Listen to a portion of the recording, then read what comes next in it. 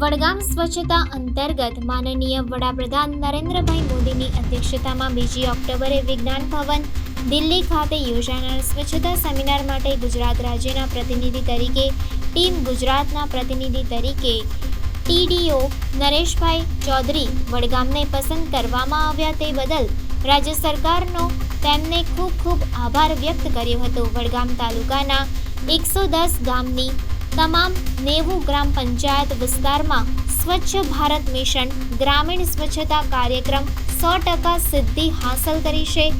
તાલુકા વિકાસ અધિકારી નરેશભાઈ ચૌધરીના માર્ગદર્શન હેઠળ તાલુકા પંચાયત સ્ટાફ, તલાટી કમ મંત્રીઓ, સરપંચો, ગ્રામજનો દ્વારા દર મંગળવારે સ્વચ્છતા અભિયાન અંતર્ગત ઘોડિયાલ અને વણશોલ તથા વરણાવાડા ગામે સફાઈ કરવામાં આવેલ હતી। તલાટી અને સરપંચ દ્વારા ખૂબ ભારે જહેમત ઉઠાવવામાં આવી હતી। તમામ સેવાભાવી સંસ્થાઓના પ્રતિનિધિઓ સ્વચ્છતા હી સેવા અભિયાન સફળ બનાવવા જહેમત ઉઠાવી રહ્યા છે।